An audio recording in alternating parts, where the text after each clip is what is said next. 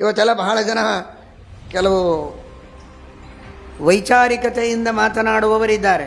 ಏನು ದೇವರ ಪೂಜೆ ಮಾಡಬೇಕು ಅಂದ್ರೇನು? ದೇವರಿಗೆ ನಾವು ಭಕ್ತಿಯನ್ನು ಸಮರ್ಪಣೆ ಮಾಡೋದು ಮುಖ್ಯ. ಭಕ್ತಿ ಸಮರ್ಪಣೆ ಮಾಡಬೇಕಾದ್ರೆ ಊಟ ಮಾಡಿ ಮಾಡಬಾರ್ದ?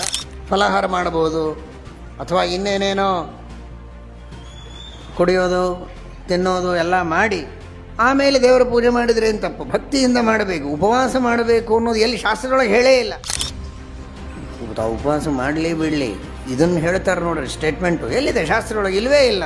ಮಹಾಭಾರತ ಎಷ್ಟು ಸ್ಪಷ್ಟವಾಗಿ ಹೇಳುತ್ತದೆ, ಅಭುಕ್ತ್ವಾ ದೇವ ಕಾರ್ಯಾಣಿ.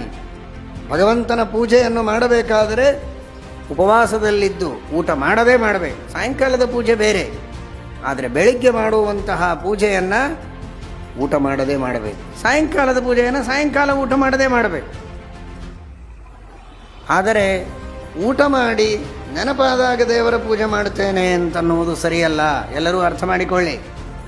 ದೇವರ ಪೂಜೆಯನ್ನು ಮಾಡಬೇಕು ಅನ್ನುವುದು ಸತ್ಯ.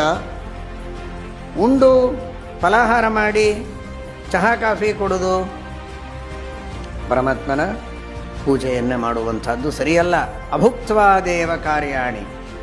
ದೇವ ಕಾರ್ಯಗಳನ್ನು ಮಾಡಬೇಕಾದರೆ ಶುದ್ಧವಾದ ಮನಸ್ಸಿನಿಂದ ಶುದ್ಧವಾದ ರೀತಿಯಲ್ಲಿ ಸ್ನಾನ ಮಾಡಿ ಪರಮಾತ್ಮನ ಪೂಜೆಗೋಸ್ಕರ ಅತ್ಯಂತ ಏಕಾಗ್ರ ಮನಸ್ಸಿನಿಂದ ಬಾಹ್ಯ ವಿಚಾರಗಳನ್ನೇನೂ ಮಾಡದೆ ಶ್ರದ್ಧೆಯಿಂದ ಮಾಡಬೇಕು.